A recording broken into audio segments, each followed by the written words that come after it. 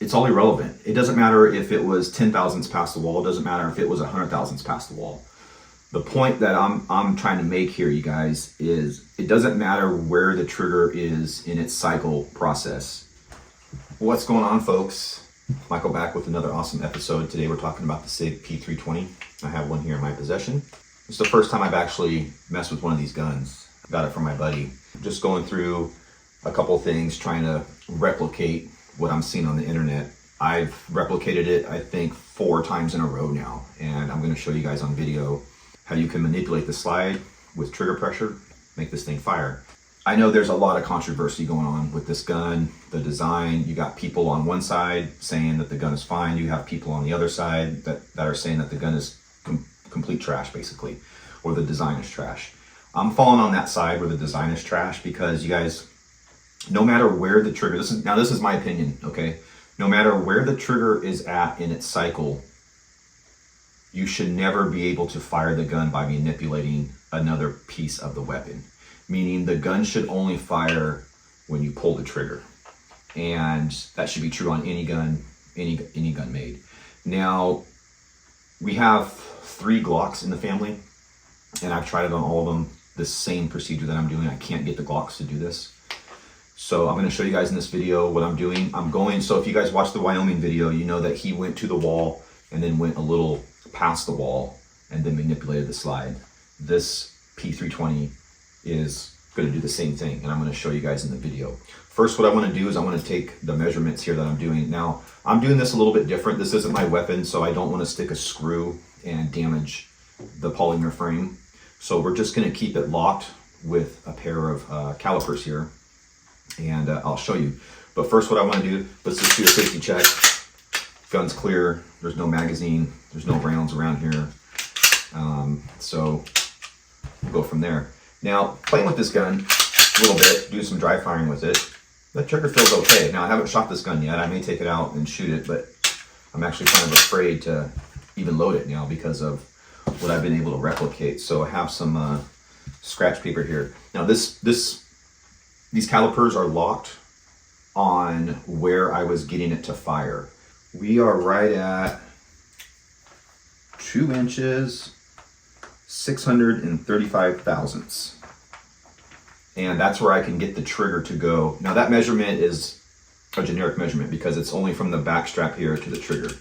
What I want to see is I want to see how far past the wall that is, and then I'll tell you that. And then we'll go back to this measurement and go from there. And then I'll replicate the gun firing by manipulating the slide. So this gun has a very authoritative wall, if you want to say it that way. The wall on a Glock is a little more mushy than this one. So you can definitely just see, I mean, the wall just comes to a stop. And then, so there's the wall. Let's see what we have when we go to the wall here. What's cool about this is you can feel it. Now again, you guys, this isn't like scientific.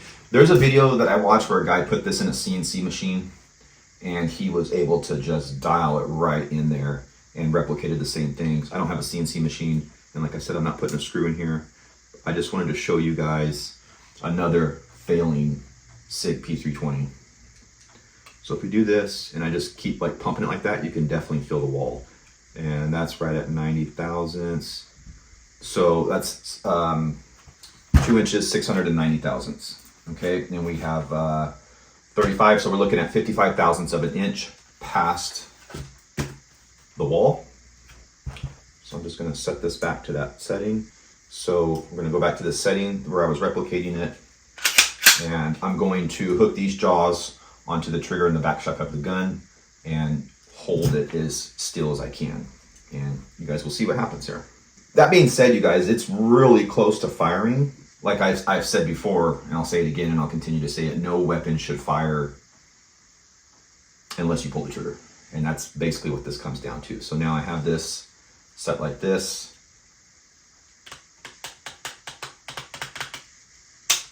Right there. Yep, just fired. Okay. I'm going to do that again.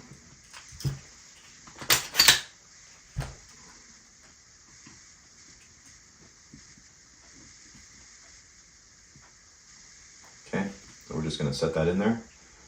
Whoops.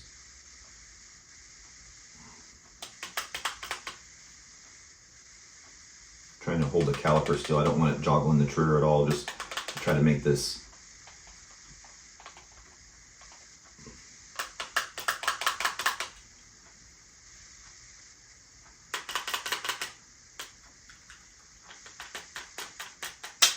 right there. Let's do one more because 3 is better than 2.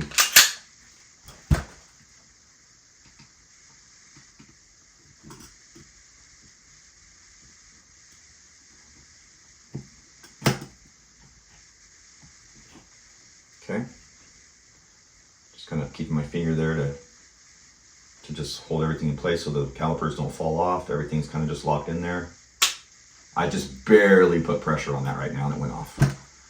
So this is a faulty designed weapon, and honestly and truly I feel bad for anybody that is required to carry this kind of weapon.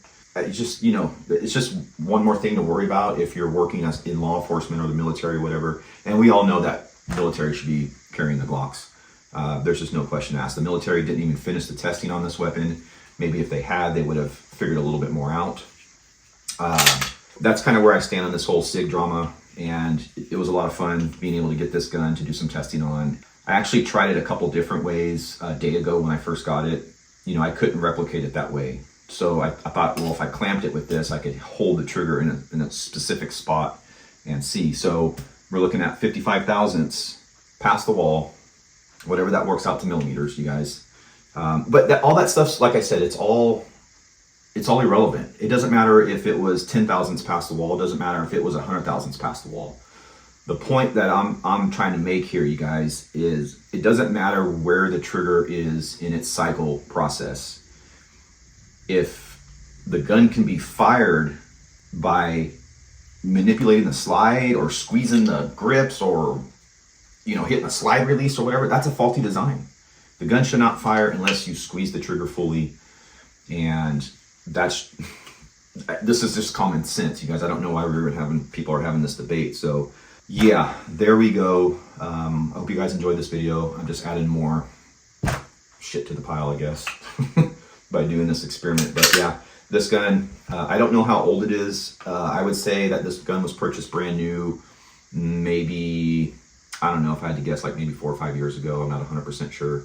I could call my buddy and ask him when exactly he purchased this weapon. But yeah, this is crazy to see firsthand, and very interesting to do these experiments. Yeah, I hope you guys enjoyed this video. If you guys have any questions or comments, post them down below. Tell me how much you love SIGs and how this gun is perfectly fine. And if you don't, tell me how much you love Glocks and how this gun is junk. I don't care either way. I would never in a million years carry this gun. I wouldn't even carry it unloaded just because, you know, this is something else. This is something else. And like I said, I can't get any of the Glocks to do it. Obviously, they're not going to do it. And on top of that, Glock has a trigger safety. This gun does not have a trigger safety, as you can see. So I don't know if there's any other striker fires that don't have a trigger safety like this. I'm not aware of that. Like I said, I mostly play with Glocks and study that kind of thing. But there you guys go. Another SIG that fires uncommanded. So until next time.